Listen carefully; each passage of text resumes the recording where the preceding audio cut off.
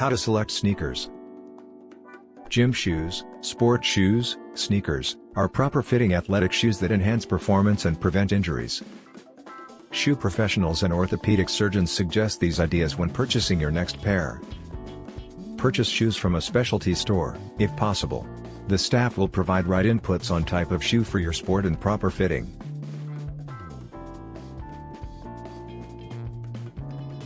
Try on athletic shoes after a workout or run and at the end of the day when your feet are at their largest. Fit your shoe to your largest foot. Relace the shoes. You should begin at the farthest eyelets and apply even pressure as you create a crisscross lacing pattern to the top of the shoe. Check the fit. When the shoe is on your foot, you should be able to freely wiggle your toes.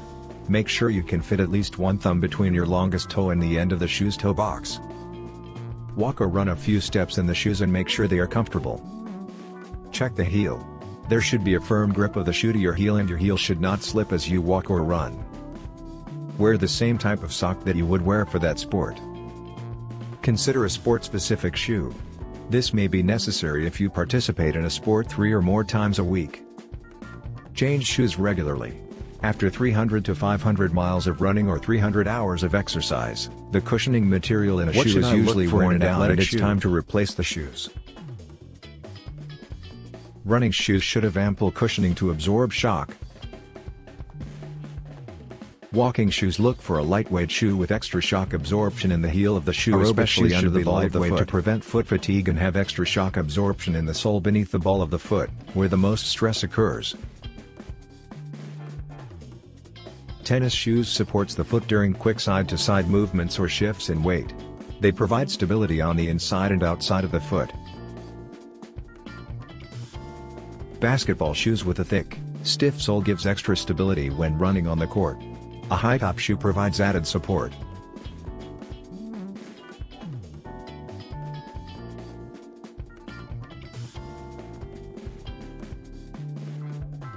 Cross trainers combine several O features for multi-sport activity.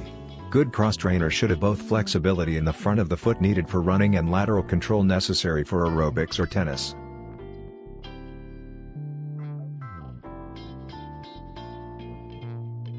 Shoe features that you should know.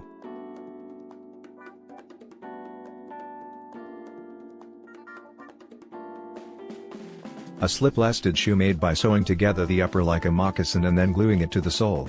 This lasting method makes for a lightweight and flexible shoe with no torsional rigidity. A board-lasted shoe has the upper leather or canvas sewn to a cardboard-like material. A person with flat feet, pes planus, feels more support and finds improved control in this type of shoe. A combination-lasted shoe combines advantages of both other shoes. It is slip-lasted in the front and board-lasted in the back. These shoes give good heel control but remain flexible in the front under the ball of the foot. What if I develop foot problems?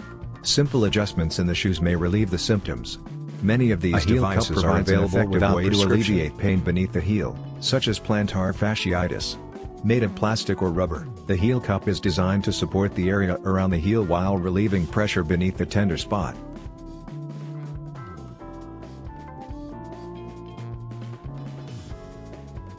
A metatarsal pad can help relieve pain beneath the ball of the big toe, sesamoiditis, or beneath the ball of the other toes, metatarsalgia. Made of a felt material or firm rubber, the pad has adhesive on its flat side. An arch support can help treat pain in the arch of the foot. Made of many types of materials, arch supports can be placed in a shoe after removing the insole.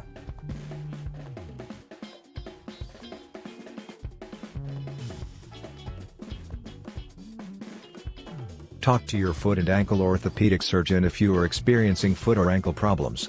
Working with your surgeon along with podorthists and orthotists, specialists trained to make and modify shoe inserts, will ensure you get the right shoe for the best possible treatment.